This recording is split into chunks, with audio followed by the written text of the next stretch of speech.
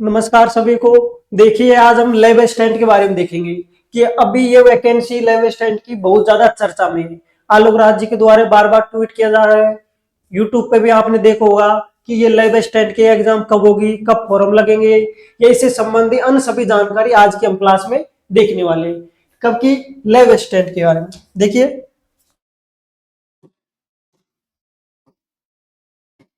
Lab assistant की vacancy 2025 2025 में notification आने की संभावना है। एग्जाम 2026 में होगी। सबसे पहले देखिए, बच्चों का क्वेश्चन होता है क्या काम होता है लैब असिस्टेंट में, कि लैब असिस्टेंट बनने के बाद में उस जो लैब असिस्टेंट बनता है उसका काम क्या होता है।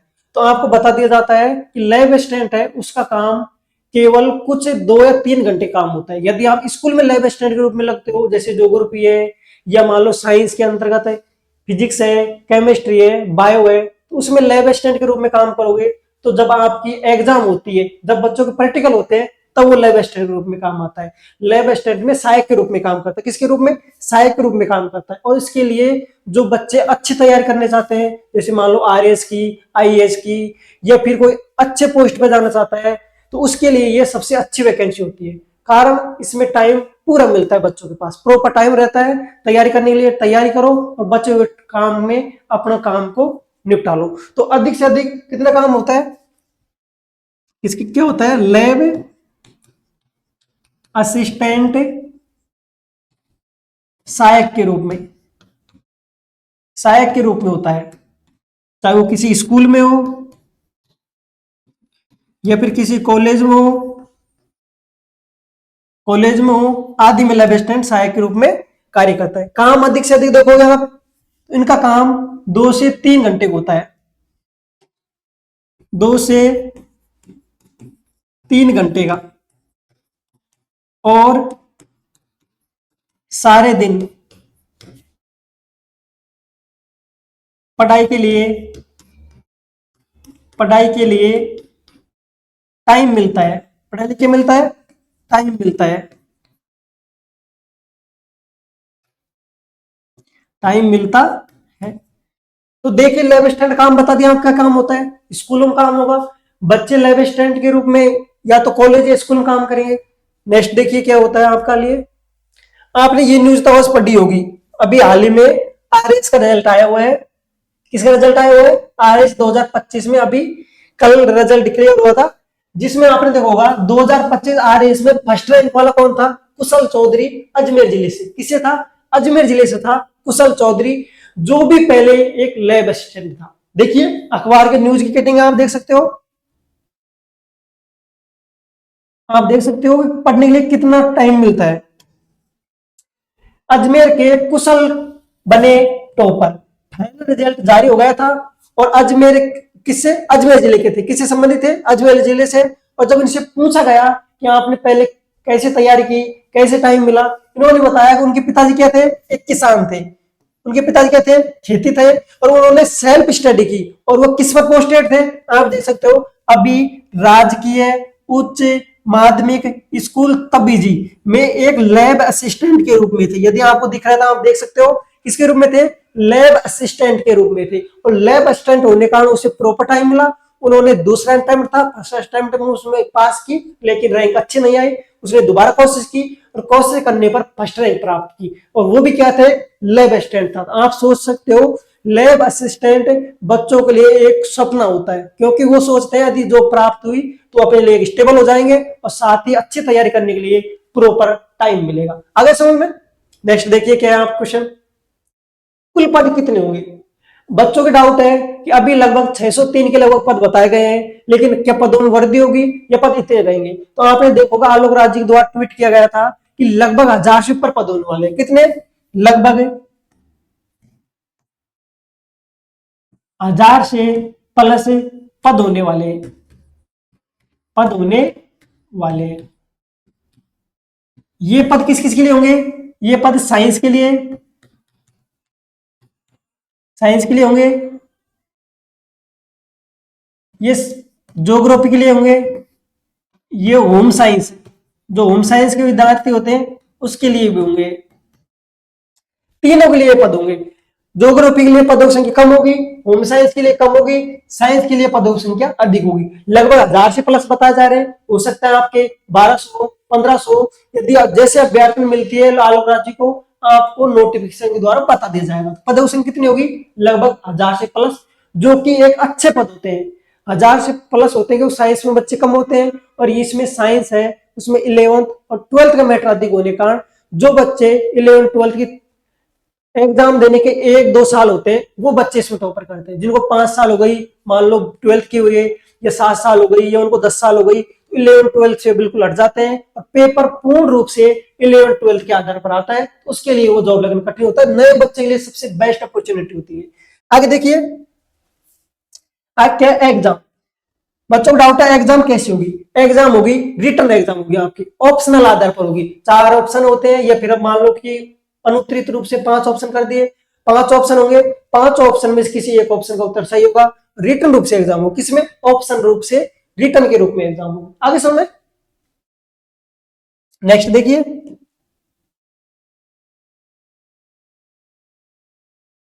नेक्स्ट देखिए पेपर, कितने पेपर लगेंगे? ये साइंस वालों के लिए है, किसके लिए? आर्ट्स, जिसमें ज्योग्राफी और होम साइंस से आती है, उसे आगे देखेंगे। किसके लिए? साइंस के लिए।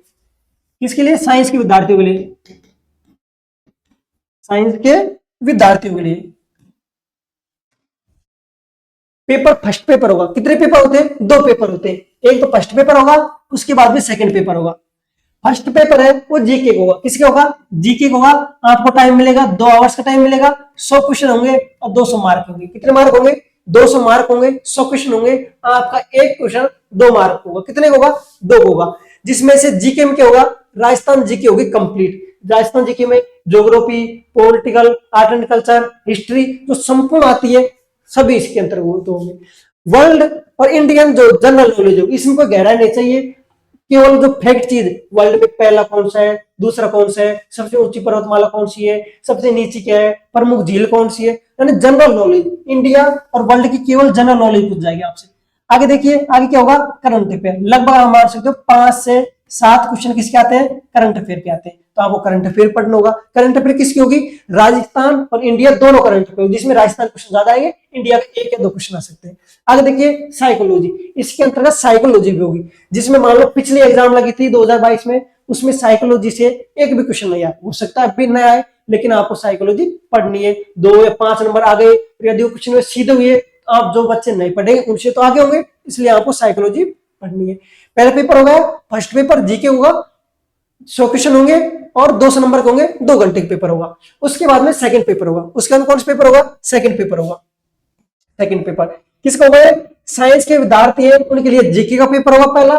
दूसरा पेपर होगा साइंस यानी सब्जेक्ट का, जिसमें फिजिक्स होगी, केमिस्ट्री होगी, बायो होगी, प्लस जीएस, जनरल नॉलेज होगी 10 तक के लिए। कितनी? 10 तक की जनरल नॉलेज होगी, जिसमें से फिजिक्स के 30 क्वेश्चन होंगे, केमिस्ट्री 30 होंगे, बायो के 30 होंगे और जीएस के 10 क्वेश्चन होंगे। आगे समझ में, जिसमें फिजिक्स, केमिस्ट्री, बायो और जनरल नॉलेज, इसमें पेपर 2 घंटे होगा, 100 क्वेश्चन होंगे, 200 मार्क होंगे। अब कुछ बच्चों को डाउट है कि सर हमारे पास 12th में बायो थी, क्या थी? 12th में बायो थी।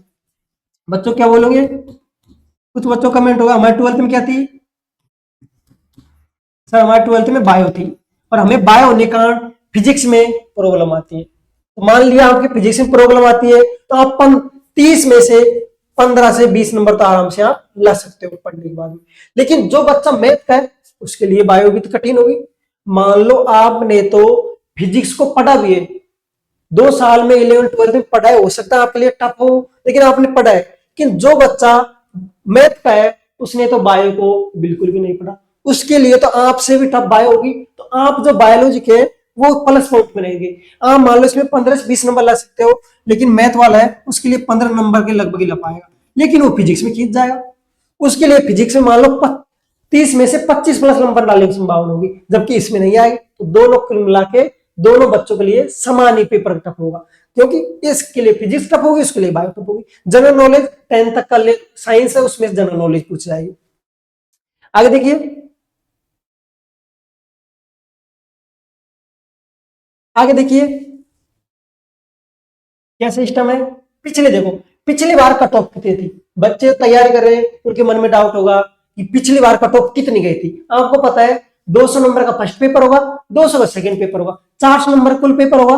400 में से 295, कितने 295, 400 में से 295 नंबर आए थे, वो जनरल कैटेगरी में फाइनल सिलेक्शन हो गया। कौन सी कैटेगरी में? जनरल कैटेगरी में। तो आप देख लो, OBC, EWS, MBC, SC, ST की इससे भी कम गई थी, जाएगी क्यों? कैटेगरी कट ऑफ कम जाएगी। मान लो ओबीसी की 290 गई हो, ईडब्ल्यूएस एमबीसी की 285 लोग गई हो, एससी एसटी की 270 गई हो या 75 गई हो, कुल मिला के लगा सकते हो 275 वाला एससी एसटी में फाइनल सिलेक्शन हो गया। अब की बार कट ऑफ कितनी जा सकती है? आप देख सकते हो हर साल किसी भी एग्जाम है और बच्चों के द्वारा जो प्रिपरेशन की जाती है उसमें कुछ सुधार आता है, नए नए सुधार के बाद में उसमें कट ऑफ में वृद्धि होती है। तो अब की बार कट ऑफ कितनी हो सकती है?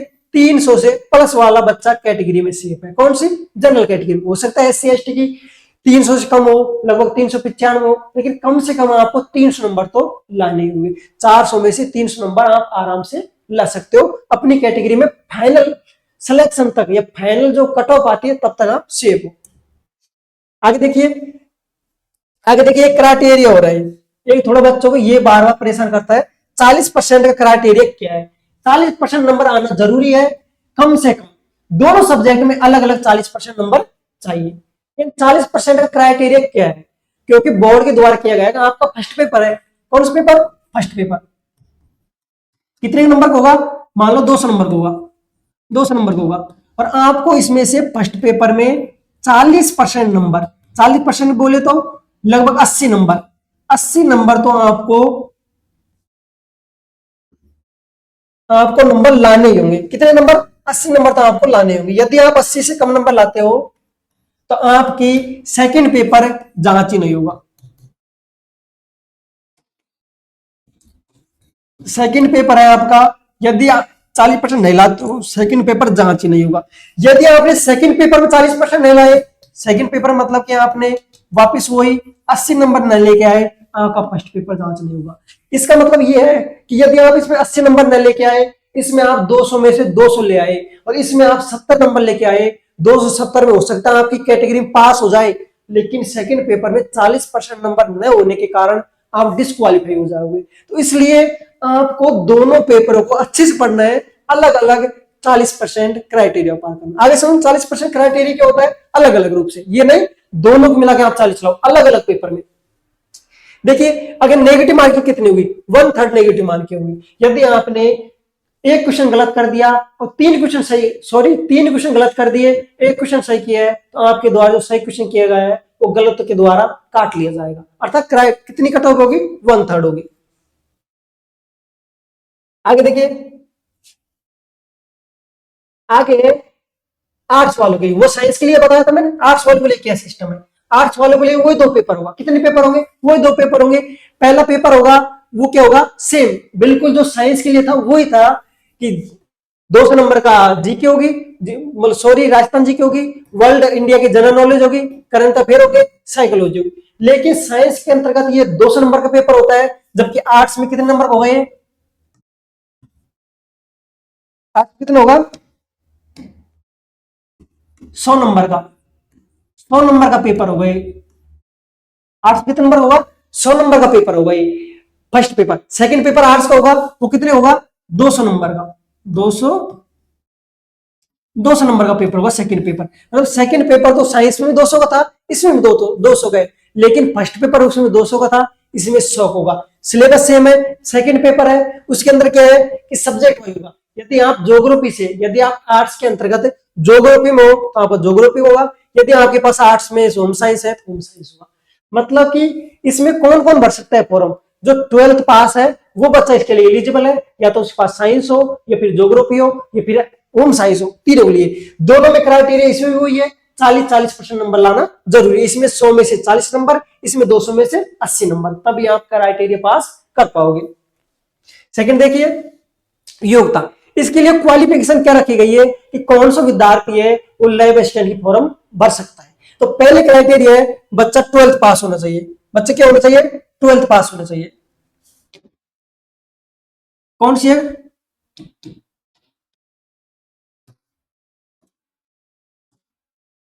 बच्चे क्या होना चाहिए? ट्वेल्थ पास हो, ट्वेल्थ पास होना चाहिए।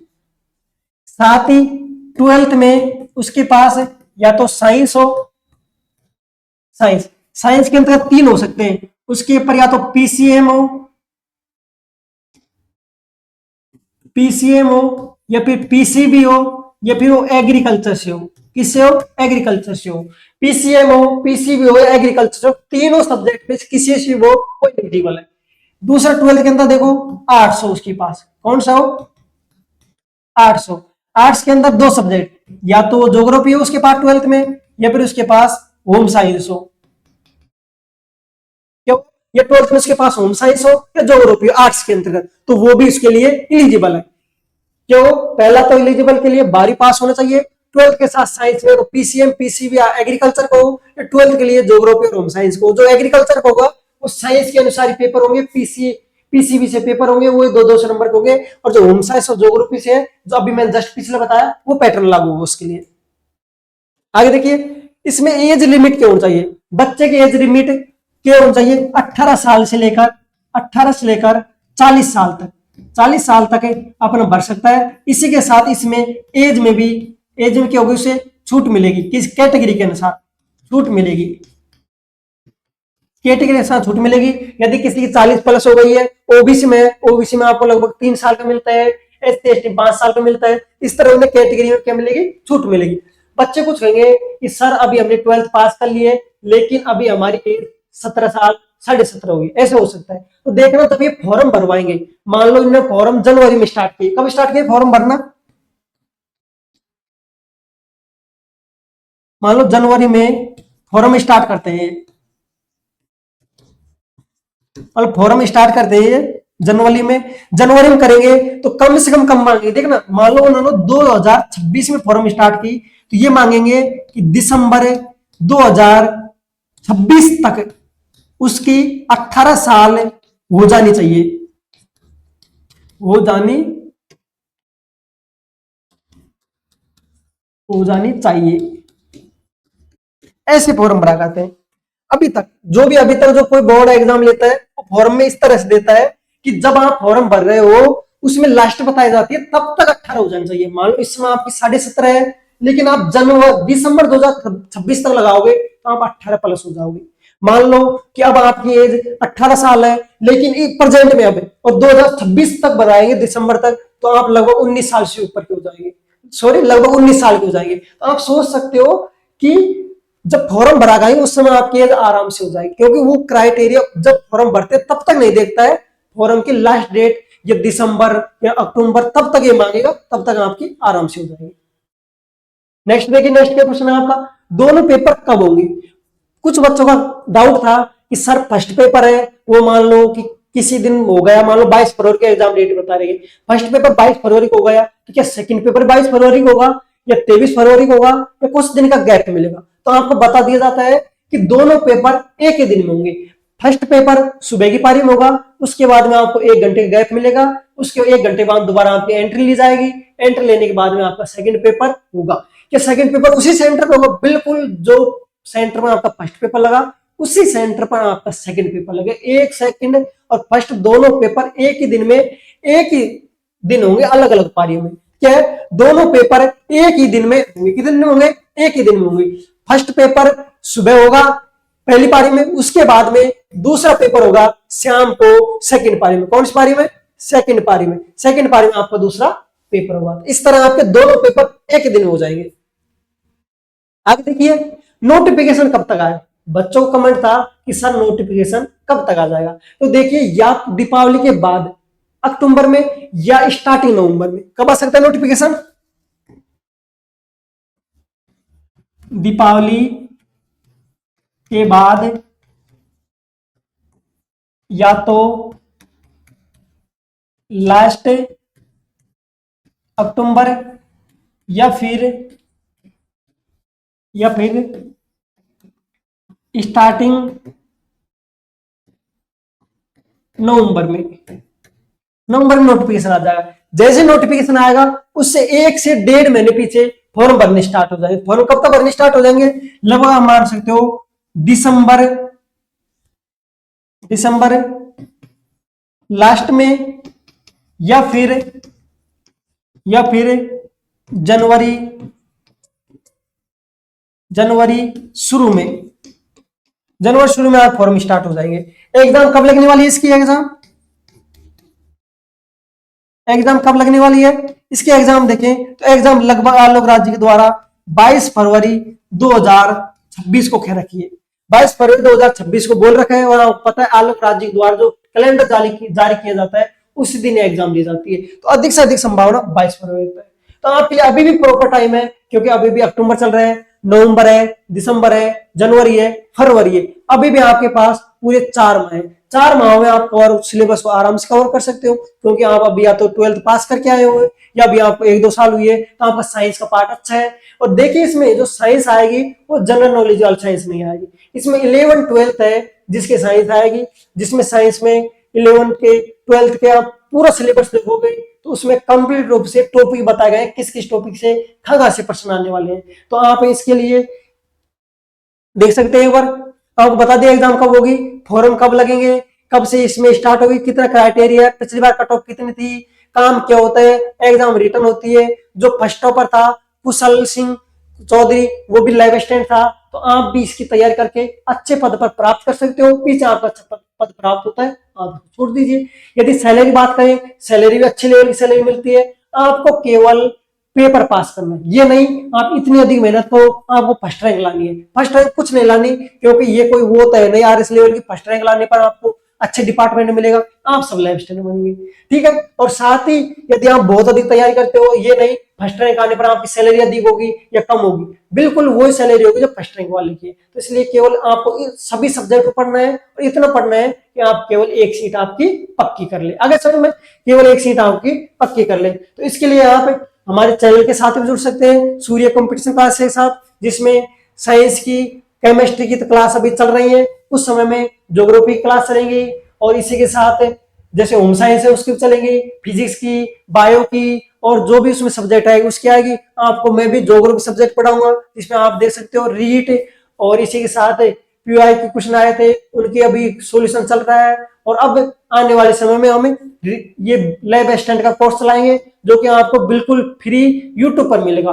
कोई कॉस्ट आपको कॉस्ट नहीं देना है, नहीं किसी प्रकार का पैसा खर्च होगा, आप केवल घर बैठ के सेल्फ स्टडी कर सकते हो। क्योंकि सेल्फ स्टडी देख सकते हो कितना इंपॉर्टेंट है। इन्होंने बताया कि मैंने कहीं पर कोचिंग नहीं की, केवल मकान या रूम पर रहकर सेल्फ स्टडी करते थे, लैब असिस्टेंट पद पर थे, जैसे उन्हें टाइम मिलता घर पर 7 से 8 घंटे पढ़ाई करते। तो आप लोग किसी प्रकार कोई जॉब में नहीं हो, आप तो 7-8 घंटे नहीं 10 घंटे आराम से पढ़ सकते हो, और आप अपनी एक सीट पक्की कर सकते हो। तो जब तक आपको समझ में आया हो तो एक बार आप वीडियो लाइक करें और अपने दोस्तों को शेयर करें, जो लैब असिस्टेंट की तैयारी करना चाहता है या तैयारी करने के अभी उसके मन में है तैयारी करेगा मैं लैब असिस्टेंट की। और यदि आपको इससे संबंधी अभी भी कोई डाउट हो कि कोई नोटिफिकेशन संबंधी, एग्जाम संबंधी या कोई सिलेबस संबंधी किसी प्रकार का डाउट हो, तो आप कमेंट करके बताएं, तो आपको डाउट का या तो अगले वीडियो में या फिर कमेंट के माध्यम से आपका डाउट को सोल्यूशन कर दिया जाएगा। तो चलो ठीक है, मिलते हैं नेक्स्ट क्लास में।